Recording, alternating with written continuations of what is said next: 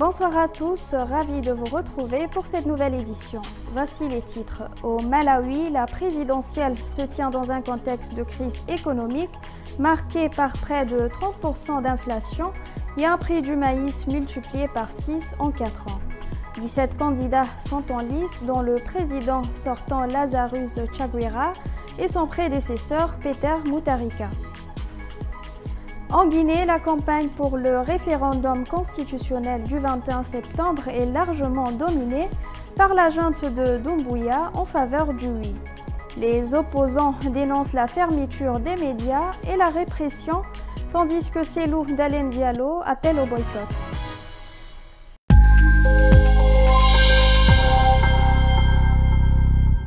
À la une de l'actualité, au Malawi, les électeurs sont appelés aux urnes pour élire leur nouveau président ce mardi 16 septembre. Le scrutin intervient dans un contexte de crise économique avec une inflation qui frôle les 30%, tandis que le prix du maïs a été multiplié par 6 en 4 ans. 17 candidats sont en lice, dont le président sortant Lazarus Chakwera et son prédécesseur Peter Mutharika. L'un et l'autre s'étaient déjà affrontés lors du scrutin de 2019. Au Malawi, un peu plus de 7 millions d'électeurs sont appelés aux urnes pour désigner leur président ce mardi 6 septembre. Si 17 candidats sont en lice, au total, 2 font figure de grands favoris. Le premier est Lazarus Chakwera, 70 ans, pasteur évangélique, devenu président qui demande 5 ans de plus pour terminer le travail en 2020. Il avait promis de relancer l'économie et de combattre la corruption. Mais son quinquennat a été marqué par une inflation record et par le scandale Satar des noms d'affaires accusés d'avoir corrompu plusieurs responsables malawites, ce qui a poussé son vice-président à la démission. Le second est Peter Mutharika, 84 ans, le principal opposant au chef de l'État sortant, qui mise sur le rejet du gouvernement actuel. Ancien professeur de droit, président de 2014 à 2020, il promet de restaurer la discipline budgétaire et de protéger les lanceurs d'alerte. Mais il traîne, lui aussi, un lourd passif. Les violences de ses cadets, des groupes de jeunes partisans accusés d'intimidation et le scandale de corruption Cashgate hérité de sa prédécesseur Joyce Banda. Le président sortant du Malawi et son prédécesseur ont rassemblé des centaines de partisans samedi dernier lors de leur ultime meeting avant les élections présidentielles et législatives de ce mardi 6 septembre qui s'annonceraient entre les 2 hommes. Ils sont les 2 principaux candidats parmi les 17 en lice pour diriger ce pays pauvre d'Afrique australe en proie à une crise économique marquée par des pénuries de carburant et des devises. Malgré leurs différences, les 2 hommes partagent un même handicap, un électorat désabusé. Selon l'analyste Michael Jonah, ils recyclent les mêmes promesses sans rendre de compte sur leur bilan passé.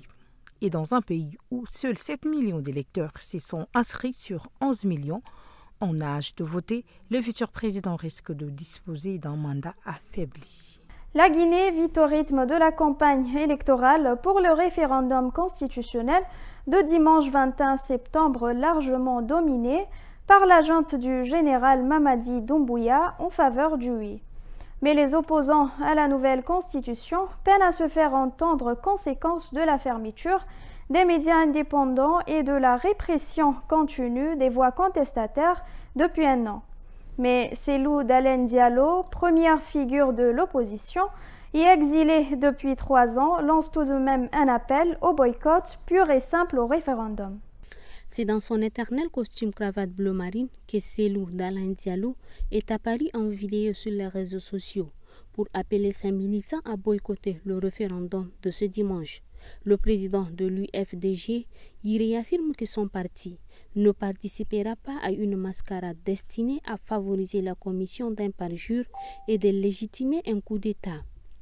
Restez chez vous, car même si vous votez non, votre vote sera compté comme un oui par les autorités de transition, critique-t-il.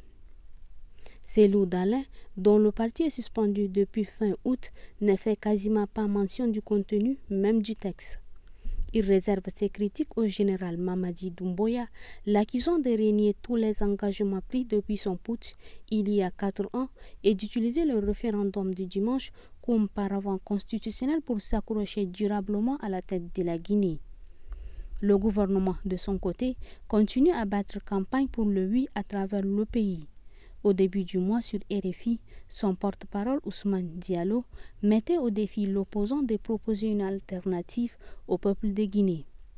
Il a ponctué de nouveau que le retour à l'ordre constitutionnel restait préférable à la situation d'exception.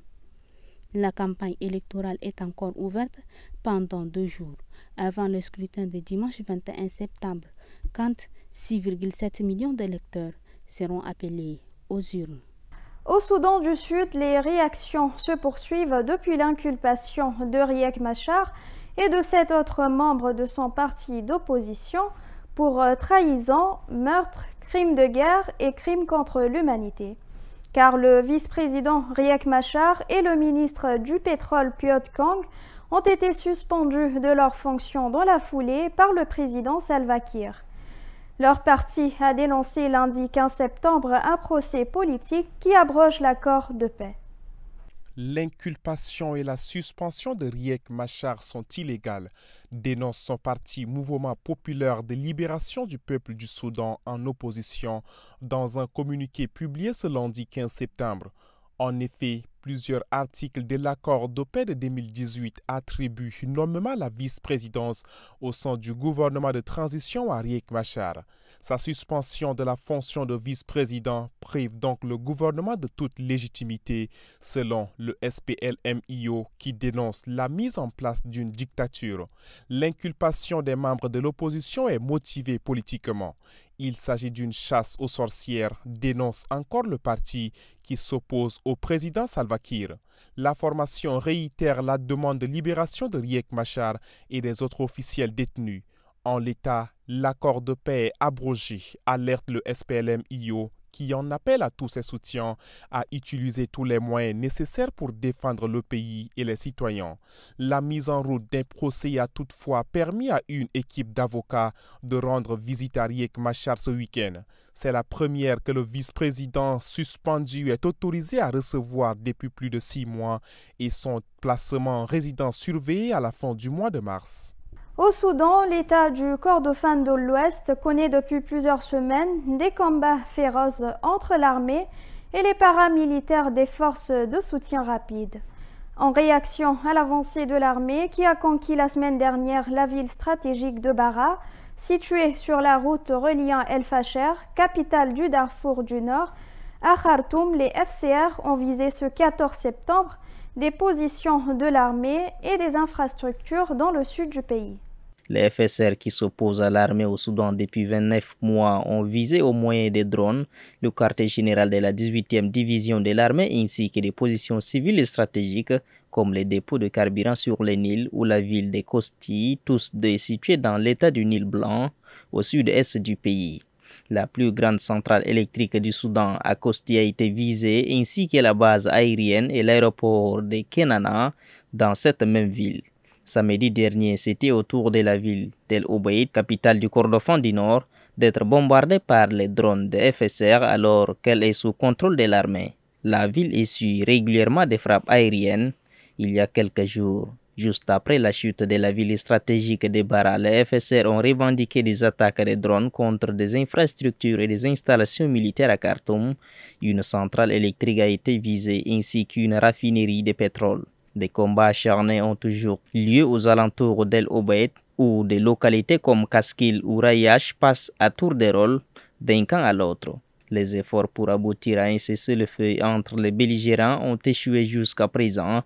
Samedi 13 septembre, le gouvernement soudanais a refusé une proposition de trêve de 3 mois proposée par le Parquet pour le Soudan, dirigé par les États-Unis. Les 2 parties affirment vouloir continuer les combats jusqu'à la victoire militaire totale. Au Bénin, 5 otages ont été libérés en fin de semaine dernière après 45 jours de captivité dans le nord du pays. Les ressortissants ont retrouvé la liberté après 6 semaines de détention par des groupes armés qui ont ébranlé encore au début de ce mois la ville de Kalale, zone frontalière avec le Nigeria. On l'apprend que maintenant, les autorités du Bénin ont gardé un silence total sur cette affaire. L'information n'a filtré qu'après leur libération. 5 Béninois, un pasteur et 4 fidèles ont retrouvé la liberté en fin de semaine dernière, après 45 jours aux mains de groupes armés. Leur calvaire avait commencé le 27 juillet 2025 lorsqu'ils furent enlevés dans le village de Dangazi, situé à une dizaine de kilomètres de Kalale. L'enlèvement et les circonstances précises de la prise d'otages n'ont jamais été relevées par les autorités. Selon des sources bien informées, cette libération serait le fruit de négociations menées par une intermédiaire locale avec les ravisseurs. On ignore les détails de ce qui était conclu pour aboutir à leur libération. La même zone a fait à la une de l'actualité le 10 septembre dernier avec l'attaque du commissariat central et l'enlèvement des civils du centre de santé local. Si 4 personnes ont pu être secourues, 3 adultes et un nourrisson restent introuvables à ce jour. Ce jour-là, l'armée béninoise a riposté avec fermeté et neutralité 3 terroristes, selon nos informations. Les forces de l'ordre ont instauré une surveillance renforcée autour des infrastructures publiques. Et c'est ainsi que se referme ce journal. Merci de l'avoir suivi et on se retrouve dès demain pour une nouvelle édition.